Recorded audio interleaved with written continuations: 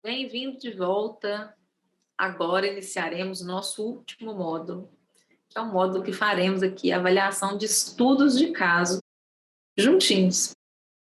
Esse é um módulo que eu recomendo que você tire um prazo maior para fazer. Então, se você está numa semana muito apertada, quem sabe deixar ele para o final de semana, ou deixar ele para quando já tiver terminado o expediente, porque vai demandar que vocês pausem o vídeo para tentar resolver. Às vezes vai ser até legal juntar com alguns colegas que estejam fazendo o curso e propor um debate.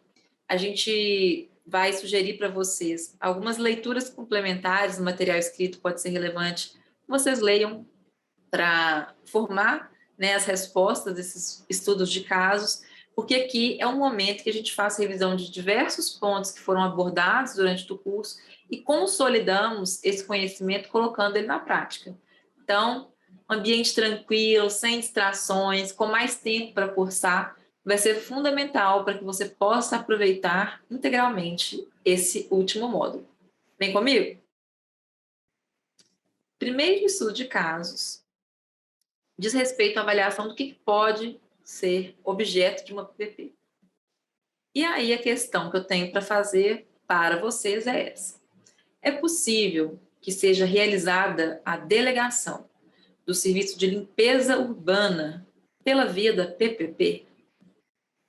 Parece uma pergunta boba, boba, boba, mas ela já foi objeto de avaliação pelo TCE de São Paulo.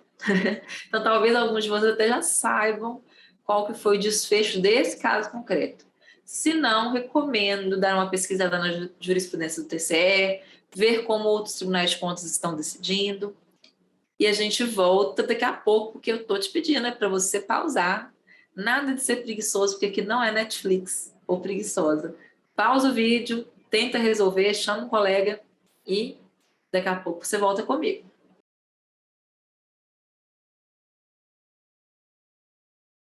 E aí, foi fácil ou foi difícil? Vamos falar aqui um pouquinho, então, do histórico do tema no Tribunal de Contas de São Paulo. Houve uma observação constante desse tema ao longo dos anos, né? E tem uma decisão mais recente que confirma a possibilidade, em tese, de se executar esse serviço por uma concessão administrativa, né? Obviamente que isso é uma resposta em tese e que é necessário que, em cada caso concreto, seja evidenciado a observância dos requisitos e dos limites impostos, tanto pela lei de PPP, quanto pelas leis municipais que regem esse tipo de serviço. Aqui existe uma competência de cada ente para definir qual é o instrumento legal adequado, né? Inclusive quando eu penso nas novas diretrizes de saneamento básico do marco legal, do novo marco legal de saneamento. Então, essa foi a solução do Tribunal de Contas de São Paulo, que é uma solução que respeita, que tem deferência com a competência administrativa, né? É um momento que a gente merece elogiar a atuação do TCE por respeitar a competência, por respeitar o dever do administrador tomar essa melhor escolha, né? É por isso que essa resposta foi dada nesse sentido. Já sabiam desses casos? Já se esbarraram com alguma coisa parecida por aí? Espero que tenha sido útil. E se tiverem já visto algo semelhante por aí na sua experiência profissional, conta pra gente. Vai ser um prazer ouvir vocês. Caso 2. É um caso que avalia a incidência das normas de responsabilidade fiscal em relação às PPPs, né? Então, PPPs e lei de responsabilidade fiscal. Pensem aqui, eu vou contar uma historinha, né? E vocês vão avaliar.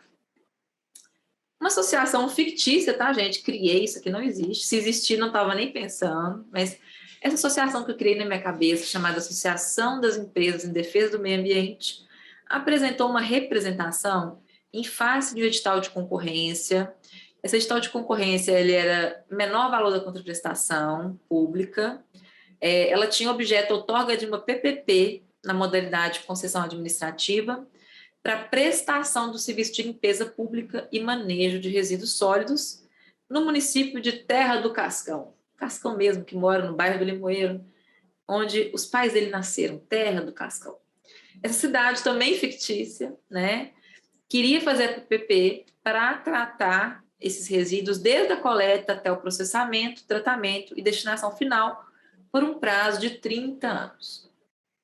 A representação dessa associação requereu ao Tribunal de Contas a anulação do processo licitatório em virtude do descumprimento de um dever que a lei de PPP traz. Que dever que é esse? O dever de demonstrar que as despesas criadas ou aumentadas não vão afetar as metas de resultado fiscal que estão lá previstas em anexo da LDO. E aí eles falam, eles só afirmaram genericamente que os efeitos financeiros resultantes da PPP seriam compensados com aumento permanente de receita ou pela redução. Não exemplificaram. Imagino que você faz parte do gabinete da conselheira relatora que recebeu esse processo e vai ter que apresentar a sua posição. Aqui, se você está nesse papel de assessoria, até recomendo treinar a caneta, quem sabe fazer um voto. Ou chamar um colega que eventualmente já tenha vivido essa situação, porque aqui, novamente, a arte copia a vida. Eu peguei um caso concreto aí do tribunal para tratar com vocês e eu peço que você pause e tente resolver para que a gente volte daqui a pouquinho.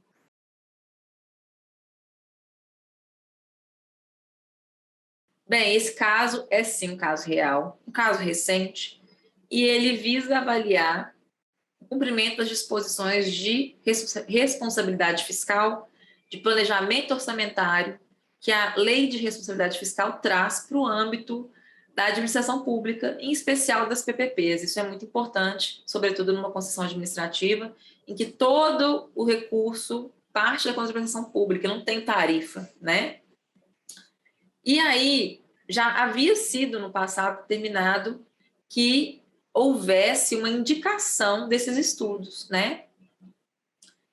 E nessa complementação, o Tribunal de Contas entendeu que não houve um descumprimento do decidido, mas sim que foi insatisfatória a resposta, né? Houve só uma declaração genérica com um link que remetia a estudos feitos no bojo da PMI. E aqui é muito necessário que o próprio poder concedente, seu pessoal, a Secretaria de Fazenda, por exemplo, envolvida, faça os estudos de cumprimento da legislação de responsabilidade fiscal, inclusive do impacto, né, financeiro que a PPP trará. E aqui, uma coisa muito interessante desse voto é que, à luz da LINDB, se entendeu a necessidade de dar uma nova oportunidade para a administração, né, para que não haja um prejuízo maior de, por exemplo, anular esse processo licitatório. Olha que interessante, né, de aproveitar tudo que foi feito. É muito custoso e é muito demorado fazer um bom processo de concessão, pessoal. Demora. Se for muito bem feito, a gente vê assim, objetos mais complexos, 2 a 3 anos. E perder todo esse esforço, todos os estudos, todo o tempo que foi envolvido, por conta de uma justificativa que pode sim ser melhorada, né? Então, eu devo privilegiar a conservação dos atos em detrimento do simples desfazimento por qualquer ilegalidade vista de forma abstrata. Né? Privilegiar a convalidação é uma diretriz hoje que, inclusive, está na nova lei de licitações e contratos administrativos e que já vinha sido consagrada pela LINDB, né? A gente sabe que aqui a gente tem um padrão consequencialista que foi adotado para decisão da administração pública, inclusive na sua esfera de controle. Então, andou muito bem essa decisão, na minha opinião, muito interessante esse caso. Eu, particularmente, antes de fazer essa aula, não conhecia essa decisão e, com certeza, vou divulgá-la pelo Brasil afora, né, nas minhas aulas, para elogiar mesmo o trabalho feito pelo Tribunal de Contas do Estado de São Paulo, de compreender as particularidades do caso concreto e do gestor e dar essa segunda chance para uma correção de rotas. Vamos passar agora para o caso 3. Vamos falar de habilitação em PPPs. Imagine aqui que a empresa XPTO, gosto de Star Wars, só os nerds agora vão Perceber a referência, será? A empresa XPTO apresentou uma representação também em face de um edital. Esse edital ele era voltado para fazer uma concessão administrativa que queria modernizar, expandir e permitir a operação privada e manutenção da rede de iluminação pública do município de Alderan. Só que houve um problema. Um privado considerou uma exigência abusiva e impugnou, então, o edital, dizendo que a necessidade de realizar a prova de conceito para demonstrar características do sistema de gestão era abusivo da forma como estava colocada, como sendo parte do sistema de habilitação. Esse privado, então, afirmou que a prova de conceito, por ser atinente ao produto e não à própria empresa, não poderia ser uma condição de qualificação avaliada lá no momento da habilitação. E ele reclamou também da falta de transparência e dos critérios de avaliação do sistema de gestão. Como você avaliaria essa impugnação? E aqui eu pergunto em específico sobre essa questão da habilitação, da exigência da prova de conceito. Quero que vocês pensem aqui sobre a possibilidade ou impossibilidade de se exigir essa prova de conceito.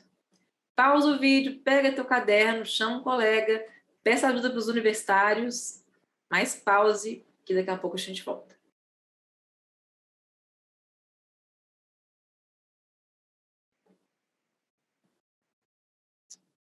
Então, acharam que eu ia ficar longe de vocês? Não, claro que eu vou trazer mais jurisprudência do TCE, ainda mais quando a jurisprudência traz um caminho interessante, que foi de avaliar a proporcionalidade dessa exigência, que esse é o principal critério para avaliar a legalidade de um requisito de habilitação.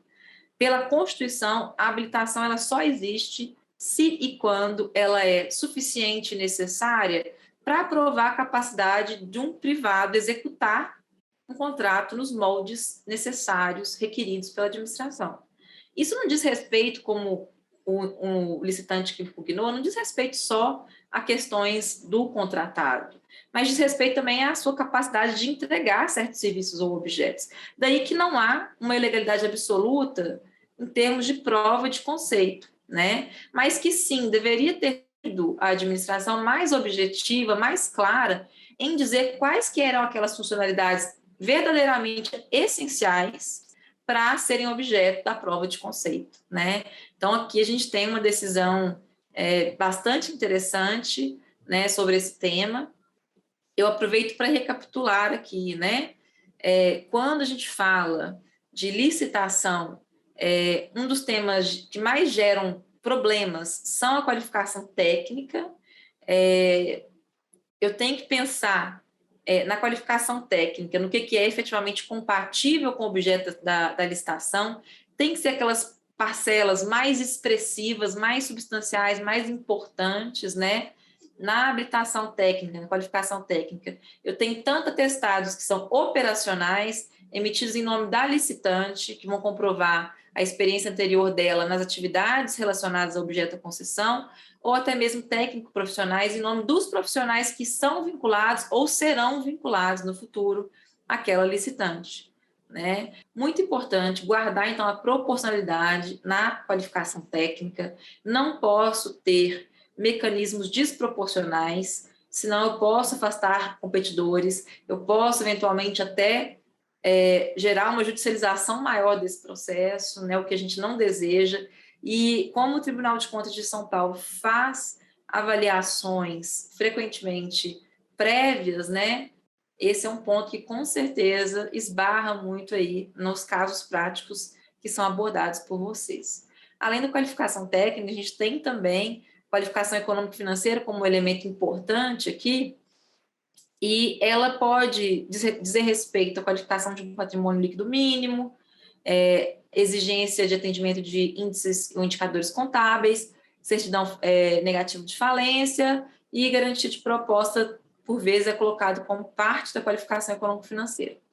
É importante dizer que, quando eu falo de índices no mundo das PPPs, eu preciso muito pensar no perfil de operação dos licitantes. Tem licitantes internacionais ou que são de menor porte que trabalham mais alavancados têm índices de liquidez menores. Isso não necessariamente significa que são contratantes ruins ou que vão executar mal esse contrato. Daí que essa diretriz da proporcionalidade que a gente falou aqui sobre a questão técnica também se aplica ao tema da qualificação econômico-financeira. Vamos agora ao caso 4, um caso que visa avaliar o risco cambial, um tema bastante polêmico no mundo das concessões.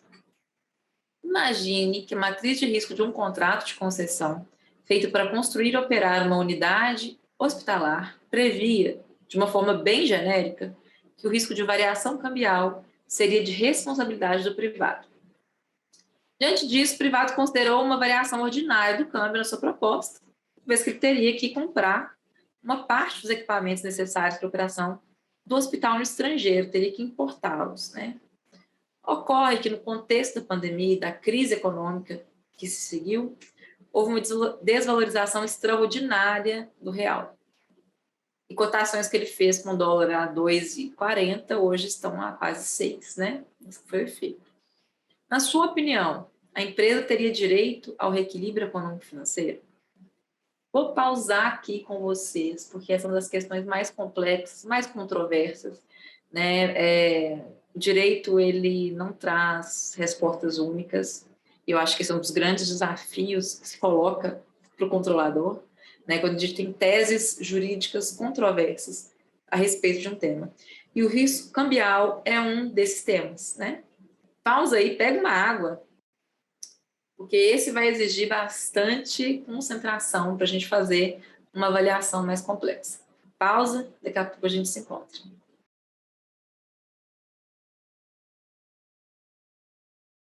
Pois então, existe uma jurisprudência já clássica no TCU que diz que não é qualquer variação cambial que pode ocasionar recomposição de contratos. E aqui o TCU nem enfrentou, nesse caso, o tema da matriz de riscos. O TCU está avaliando o fato de se a variação cambial configura ou não um caso fortuito, uma força maior, né, a gerar onerosidade excessiva do contrato. E o pensamento aqui só há esse direito se o contrato fugir à normalidade, se a flutuação cambial fugir à normalidade típica de um cenário em que há o câmbio flutuante, né? O STJ também já decidiu, né, a esse respeito, e nesse caso, avaliando a desvalorização do câmbio que aconteceu lá em 99, um contexto econômico muito diferente do atual, né? Esse caso, a empresa, né, esse caso que foi para o STJ, a empresa requereu uma indenização pecuniária para revisar um contrato administrativo de fornecimento de helicópteros, né? Esses helicópteros, eles eram com preço originalmente fixado em real, só que houve uma quebra da equação em virtude da forte desvalorização do dólar do real frente ao dólar. E isso aconteceu por uma política cambial que foi implementada pelo Banco Central. Então, aqui a gente tem uma responsabilidade de administração direta, um ônus, uma causalidade direta nessa desvalorização, que é um caso diferente, né, de uma variação ordinária do câmbio. E nesse caso, como as aeronaves precisavam ser adquiridas no exterior, o desembolso em dólar, houve sim uma efetiva um desbalanceamento da equação, né, que configurou uma área econômica extraordinária e extracontratual. O difícil aqui é ver até quando a matriz de risco está querendo englobar todas as áreas no tema risco cambial, né?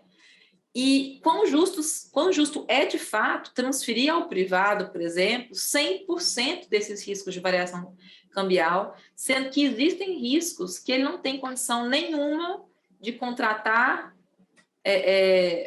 medidas mitigadoras, né? Os contratos que existem, os seguros, os EDs, eles têm as suas limitações, né? Ou então eles onerariam, para cobrir efetivamente esse fenômeno, onerariam é de tal forma o preço que a gente teria problemas aí de sustentabilidade econômica e financeira do contrato.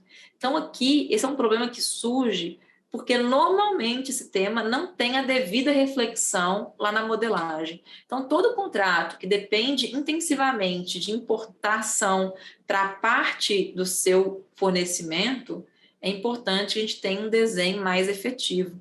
E aqui eu trago para vocês um trechinho de um livro muito interessante do professor Marcos Nóbrega, em que ele narra alguns casos em que houve efetivamente o compartilhamento do risco cambial.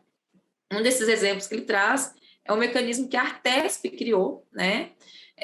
Caso a concessionária opte por fazer um financiamento em moeda estrangeira nos primeiros 5 anos da concessão, ela vai informar, né, se esse financiamento eventualmente for para comprar os bens vinculados, reversíveis, eu vou ter uma medida protetiva que vai ser ativada, né?